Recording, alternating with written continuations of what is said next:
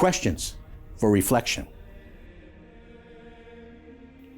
The Genesis account is not only a record of creation, it's a profound framework for understanding the consequences of the original sin of our first parents and what it set into motion. Separation from God, separation from one another, separation from the prior harmonious relationship with nature itself. Sin separates. Grace liberates. Faith integrates. As we continue today, we see Adam hiding from a loving God because he was afraid and because he all of a sudden experienced shame. He knew he was naked. Shame and fear entered into what was once a wonderful relationship of freedom and loving communion. A time when God walked with our first parents in the cool of the day. See Genesis 3:8.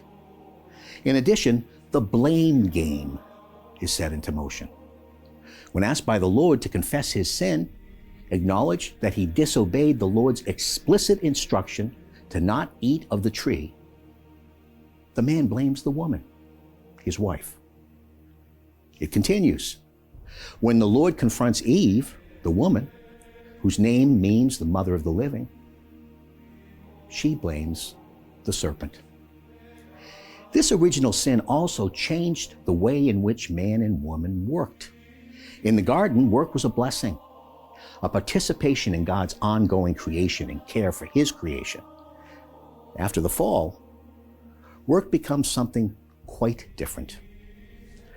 The wrong use of their freedom, sin, bore the bad fruit of separation from God and his loving plan, and brought with it death.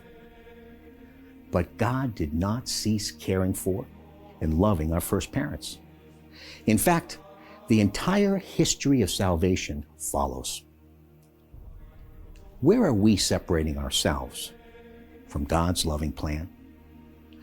Where are we sinning and breaking the communion with the Lord restored for us by Jesus Christ?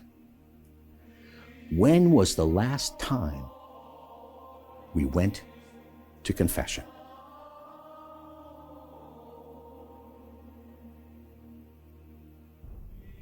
The psalmist sings of the love and sovereignty of God demonstrated in his loving care of all creation.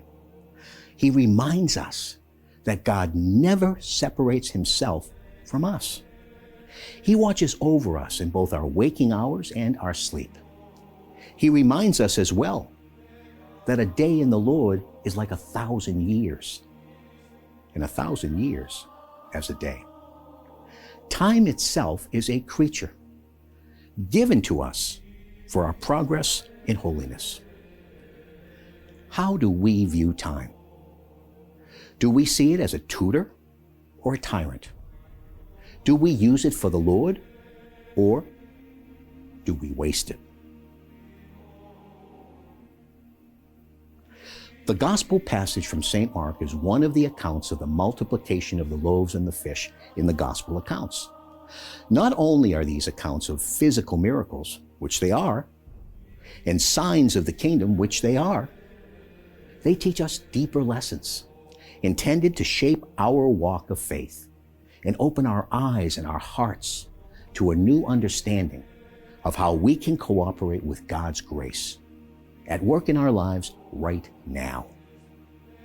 The miracle of the multiplication of the loaves and fish is found in all four Gospels, emphasizing its significance.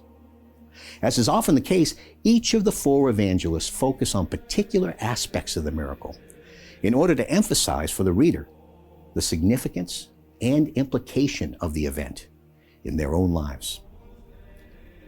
During this account in Mark's Gospel, we are told that the disciples encouraged Jesus to dismiss the crowd because, from their perspective, they simply could not feed these hungry people, even with 200 days' wages. They did not see the need of the crowd with the eyes of living faith. However, Jesus did. And he wants all who bear his name to learn to walk by the light of that same faith. He gives us the grace to do so In his sacred humanity, Jesus was moved with compassion for the crowd. The Greek root of the word for compassion means to suffer with. The disciples viewed the matter as a problem. They approached it through a lens of economic scarcity. Jesus understood the economy of heaven. The question he asks all of us today is, do we? Jesus asked the disciples a simple question. What do you have?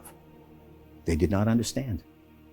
They'd been invited to participate in God's work by simply giving what they had in a holy exchange. Now, when they finally did, Jesus used the matter given by men, loaves and fish, to manifest the manna of heaven. He still does. Do we believe this? Do we live differently as a result?